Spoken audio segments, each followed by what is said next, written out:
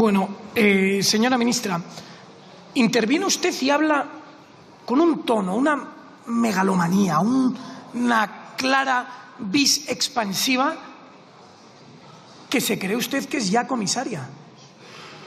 Señora ministra, es usted la ministra de España. Su objetivo deben ser los españoles.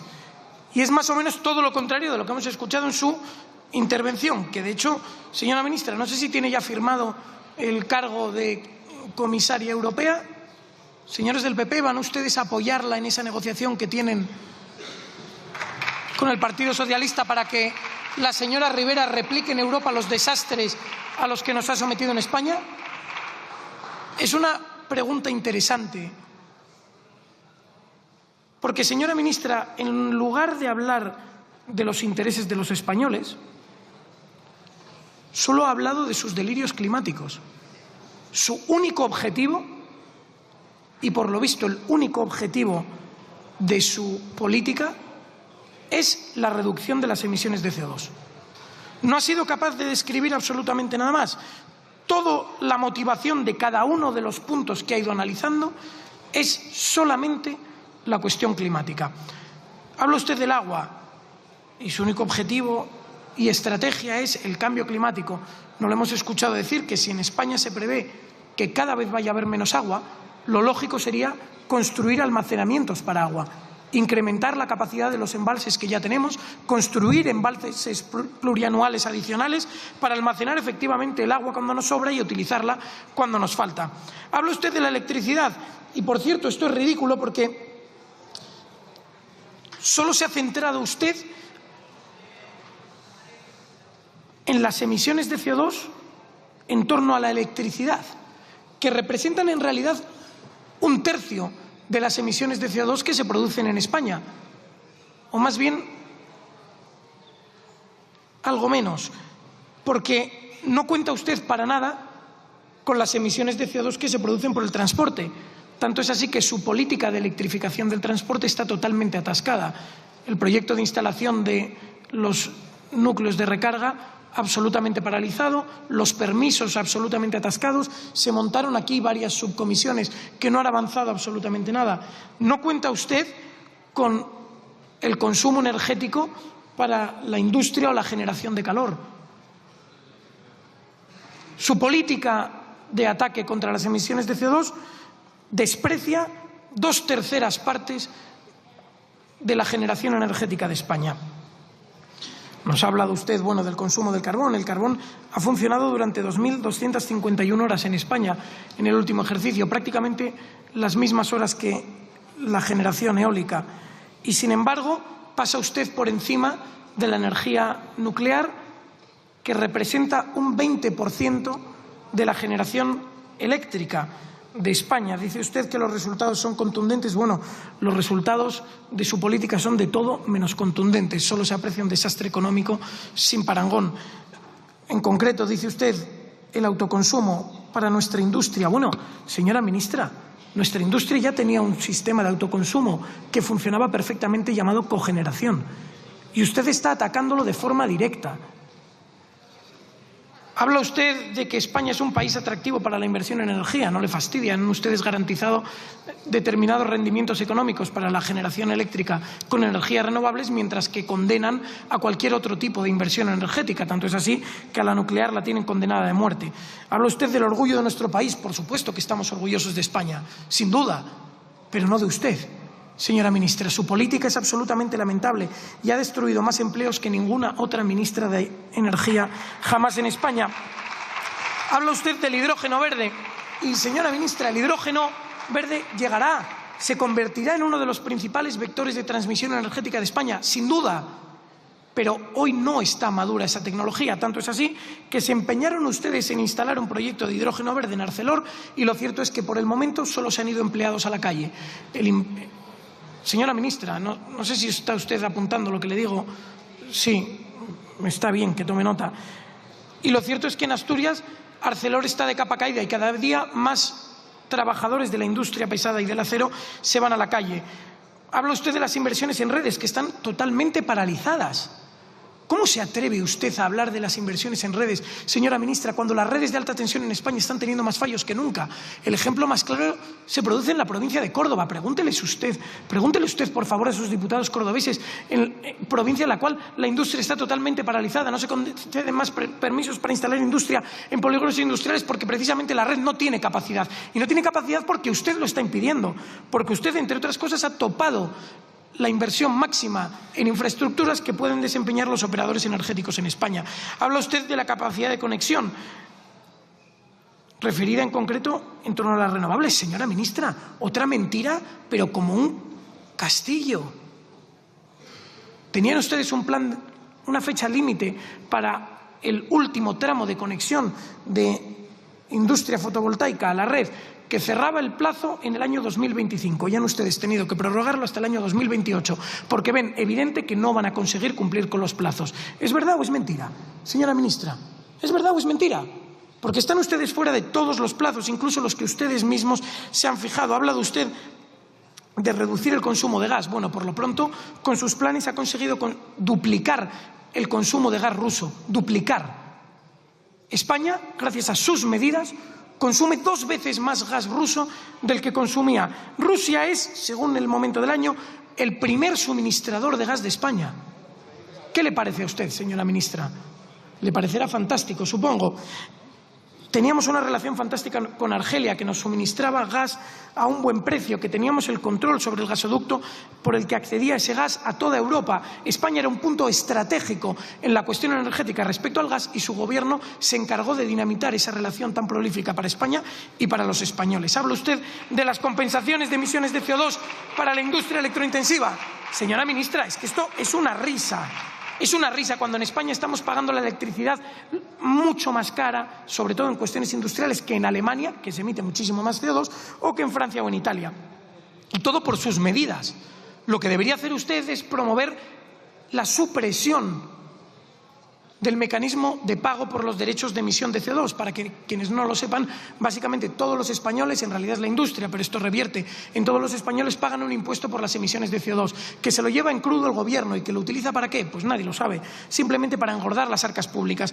Hablan ustedes de la eólica marina y de la eólica flotante, que han puesto ustedes a competir con nuestros pescadores. No sé por qué quieren hundir ustedes a la industria pesquera en España. En concreto, en la cornisa cantábrica han ustedes autorizado para instalar eólica marina en una superficie equivalente a 47 estadios de fútbol, que le gusta a usted. Es decir, ahora los pescadores asturianos, que antes tenían unos caladeros bastante limitados, van a tener menos superficie para faenar y van a tener que competir precisamente con la eólica marina. Básicamente va usted a hundir el sector. Y me hace gracia porque habla usted, ha utilizado la palabra explícitamente, retranquear. O sea, nuestras ciudades, nuestra industria se va a tener que retranquear por culpa del cambio climático. Esta gente dice básicamente que como el nivel del agua va a subir, la industria y las ciudades se tienen que echar hacia atrás. O sea, todos ustedes, ciudadanos españoles. Ahora, sí, la eólica marina no. Se ve que a ellos eso no les afecta y por eso están ustedes concediendo permisos, tantos permisos que han eliminado el trámite de la declaración de impacto ambiental para poder instalar la eólica marina. Para ellos no hay trabas. Habla usted de la regulación de los bombeos y del agua disponible. Señora ministra, España tiene capacidad para instalar cantidad de bombeos. Solamente tendría que incrementar la capacidad, valga la redundancia, de determinados embalses para que se conecten entre sí en cadena, tanto en las cuencas del Tajo, del Duero y del Ebro.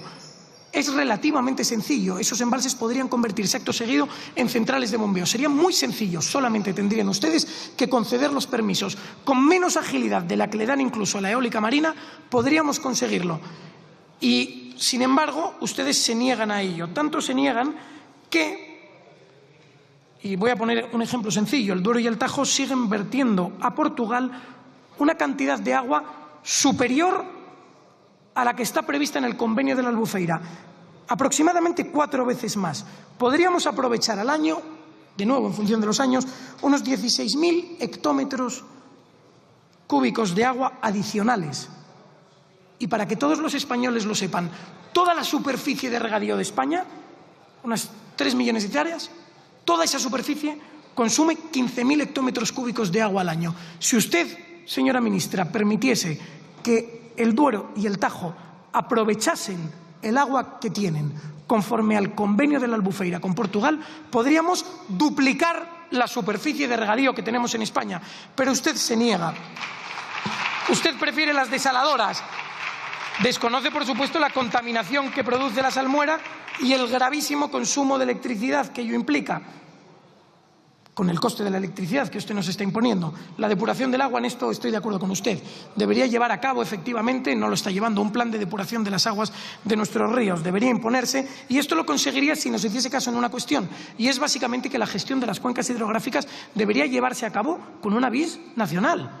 El agua es el interés nacional y de todos los españoles. Si usted implementase un plan como este, básicamente podría entrar el Ministerio de Transición Ecológica a velar por la depuración del agua de todos nuestros ríos. Se podría evitar esos caudales ecológicos que básicamente lastran a nuestros regadíos y otras tantas cuestiones, señora ministra, que al final impactan directamente en los trabajadores españoles. ¿Por qué ha hablado usted de despoblación? Despoblación la provoca usted, señora ministra, cuando provoca el cierre de nuestra industria en lugares del campo español. Piense usted en Danone en Salas, no sabrá ni dónde está Salas, el cierre que va a suponer para la comarca un impacto tremendo. Sí, ya termino. Alcoa, en la Mariña Lucense, Arcelor, Acerinox y tantos otros damnificados por su política. Muchísimas gracias. Y que necesitamos seguir trabajando para el conjunto de la transformación del sistema energético, electrificando, señor Figueredo, electrificando los usos finales térmicos industriales allí donde se pueda, o incorporando gases renovables en la combinación de aquellas materias primas, de aquellos combustibles que no puedan ser electrificados. Hay otro dato que también ha dado usted que es muy significativo, porque en efecto los ingresos que proceden del sistema de comercio de derechos de emisión se pueden destinar hasta en un 30% para la cobertura de los costes de CO2 de las empresas electrointensivas. ¿Sabe usted lo que dedicó el Gobierno de Mariano Rajoy a esta finalidad durante los años 15, 16 y 17? Se lo voy a decir, exactamente 15 millones de euros. Ayer aprobamos en el Consejo de Ministros que este año serán 300. Hay, por tanto, también una gran diferencia. Y a eso se suma una reducción del 80% de los peajes que han de pagar las industrias electrointensivas. Porque sí, nos preocupa la transformación, la modernización del tejido productivo. Sabemos que se requiere acompañamiento en ese proceso, pero también sabemos que debemos tener claro qué es lo que queremos hacer y cómo podemos hacerlo, generando oportunidades, como le decía antes. El caso es que en el año 2018 nos encontramos con una pléyade de procesos arbitrales y de pleitos en nuestro país como consecuencia de la modificación del régimen de apoyo a las energías renovables. Más de 7.000 arbitrajes que nos obligaron a plantear una alternativa en el año 2019 que ha permitido que una buena parte de esos arbitrajes y pleitos nacionales, incluido con sentencias ganadas o arbitrajes ganados, pueda descolgarse a cambio de contar con la seguridad de poder disponer de una rentabilidad equivalente al 7,4% de aquí del año 2020 hasta el año 2031. Y a pesar de todo, tenemos que seguir trabajando en ese desfase importante para nuestra economía, defendiendo lo que ustedes no supieron resolver adecuadamente, por un importe en total de los litigios vivos que superaba 10.600 millones de euros. Hay otros muchos asuntos que ustedes han suscitado en sus comentarios, como por ejemplo las cuestiones relativas a si hablo de España y los españoles, de la Unión Europea o de Naciones Unidas, señor Figueredo. Y es verdad que me he centrado principalmente en España, pero es verdad también que las políticas y la regulación europea y que los acuerdos de Naciones Unidas son aplicables en España. Y, por tanto, nos importa que los intereses españoles cuenten con una defensa correcta, tanto a nivel europeo y a nivel de Naciones Unidas. Y a eso nos hemos dedicado, porque la vocación, en efecto, es modernizar el tejido productivo. Y tiene usted razón, que una muy buena parte de las emisiones de gases de efecto invernadero, de las emisiones perniciosas desde el punto de vista de la calidad del aire, proceden del transporte. O en otros casos requieren, como decía antes, la electrificación, la introducción de gases renovables en procesos industriales que no pueden ser electrificados. El proceso de transformación de la movilidad es importante. Hay soluciones de electrificación que son obvias. Eso requiere que nuestra industria también tenga la capacidad de ofertar aquello que pueda ser utilizado por los ciudadanos y por las empresas. Y esto nos plantea algunos de los debates más importantes sobre cómo acompañar a la industria para que no pierdan el tren, para que no se encuentren con que haya otros que reciban el ahorro de los europeos y de los españoles invertido en procesos industriales para generar, para producir bienes y servicios que el mundo requiere. Y tengamos que seguir adquiriendo bienes de terceros países sin aprovechar ese ahorro y esa inversión para la modernización de nuestro tejido productivo. Nosotros nos encontramos con algo que nos pareció correcto y se lo voy a confirmar. Han sido muchos de ustedes los que han hecho comentarios al respecto, que es un límite a la inversión anual en redes de transporte y distribución de electricidad. La justificación de aquella medida adoptada por el Gobierno de Mariano Rajoy estaba directamente vinculada a una parte de la factura eléctrica, cuál es el coste de los peajes que los consumidores deben pagar. Nos pareció correcto. Es cierto que en estos momentos sabemos que se requiere una inversión muy importante en la modernización de nuestras redes, porque efectivamente la electrificación requiere una infraestructura sólida y por eso, como explicaba en mi intervención, ha habido un incremento de más del 63% anual en inversión en redes eléctricas de transporte y distribución. Ha habido una propuesta extraordinaria, modificando la planificación vigente y aportando 324 millones procedentes del plan de recuperación, y se ha activado el proceso que nos permitirá disponer de un mapa, de una orientación sobre la planificación de redes para el año 2030 con antelación a lo que hubiera sido la fecha habitual, porque pensamos que es importante que esto ofrezca visibilidad a los inversores. Es cierto que nos va a suponer una tramitación sumamente exigente por parte de tanto Red Eléctrica como de los propietarios de las redes, de los titulares de las redes de distribución y de toda la tramitación ambiental. Y es cierto que es importante hacerlo y hacerlo bien, sin que suponga una sobrecarga notable en nuestra factura y sin que suponga un escenario que no sea realista con respecto a los plazos de ejecución de todos estos incrementos de dotación. Y en eso estamos. Hemos ido al límite desde el punto de vista de la ambición. Estamos convencidos de que lo podemos hacer. Estamos convencidos de que es viable desde el punto de vista de la financiación de esta inversión para con todos los consumidores. Lo que no es cierto, y quiero dejarlo muy claro, es que esta inversión en redes esté exenta de tramitación ambiental. Claro que tiene tramitación ambiental. Y claro que en el despliegue de las renovables y de la infraestructura energética se requiere reforzar la valoración del impacto social y generar beneficios en el territorio donde se instala, donde se despliegan estas inversiones. Me ha sorprendido, señor Figaredo, unos datos que ha dado sobre el regadío que no sé de dónde salen, honestamente. Ha hecho unos cálculos ahí de cuánta agua se lleva de un sitio a otro, cómo se hace y cuánto más se puede poner en regadío, que creo que no hay nadie que sea capaz de justificar como una opción viable para nuestro país. Pero lo que sí le puedo decir es algo que le dije ayer al señor Tellado y que aprovecho para decirles a los dos, al señor Olano y al señor Figaredo. Tengo el máximo respeto por mi compañero Planas.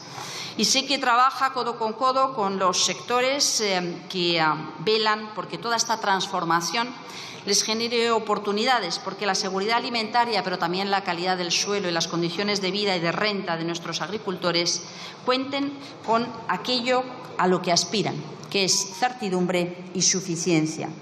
No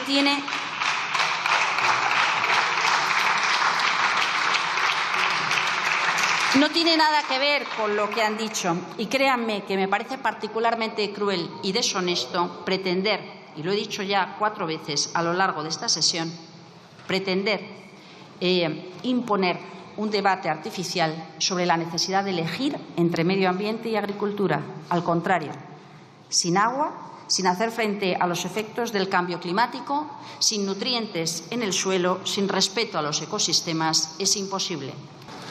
Muchísimas gracias. Señora ministra, le sugiero que se dé un paseo por cualquiera de las cuencas mineras de Asturias. Si se acerca usted por Mieres, verá que es una ciudad que ha caído en desgracia, en la que ya no hay futuro.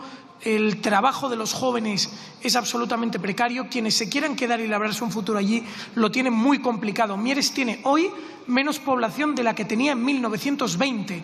Y ese es el fruto de lo que usted viene aquí y cacarea como la reconversión del sector. Hemos perdido trabajo, hemos perdido empleo, hemos perdido el futuro y a cambio lo único que han hecho ha sido prejubilar a la gente que ya trabajaba a costa de abandonar totalmente el futuro de los hijos y de los nietos. ¿Y eso es lo que usted pretende replicar para toda España?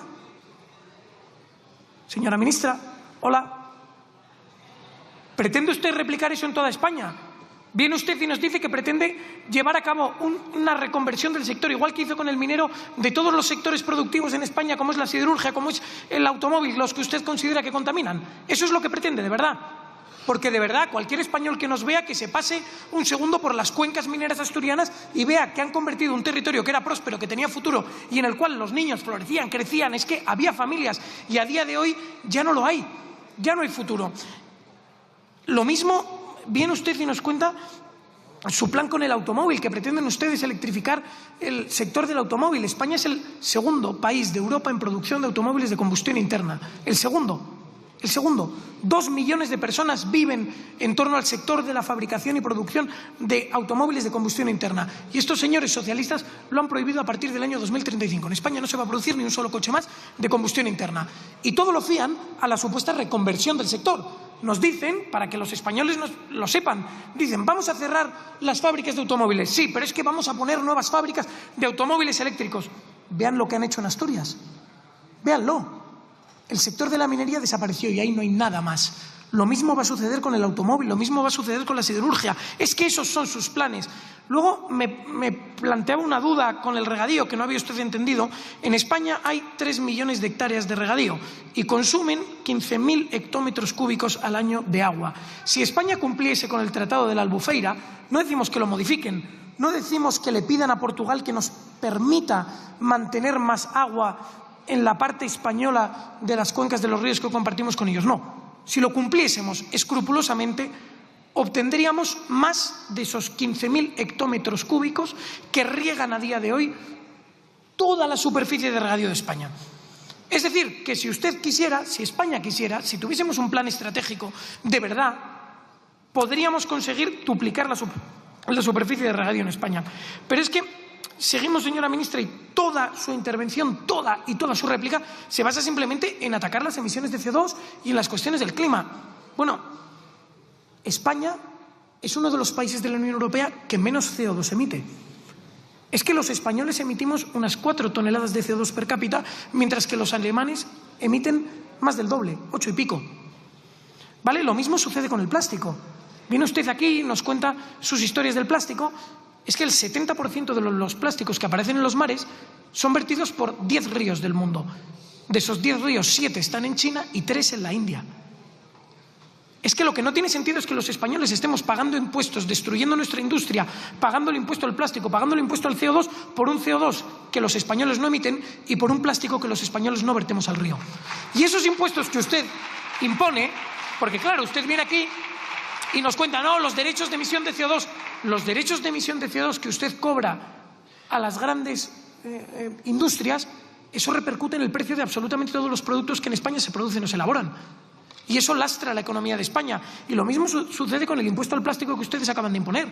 ¿Qué se cree? ¿Que usted pone un impuesto a toda la producción o al consumo de plástico en España y que los consumidores automáticamente no padecen ese impuesto? Es evidente que sí. Y, señora ministra, en su réplica ha tocado usted casi todos los temas salvo uno, el lobo. ¿Qué pasa? ¿Que nuestros ganaderos no tienen derecho a ejercer su actividad? ¿Que están eternamente condenados a sufrir los ataques del lobo?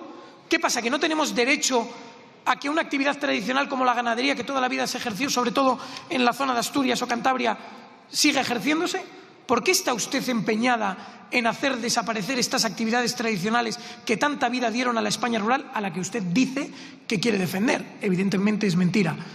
El mismo ataque lanza usted contra nuestros pescadores. ¿Por qué quiere usted expulsarles de sus caladeros tradicionales? ¿Por qué quiere usted eliminar una actividad tradicional que lleva conviviendo con el entorno natural tantísimos años? En fin, no me lo explico y muchísimos españoles, señora ministra, tampoco se lo explican. Muchísimas gracias.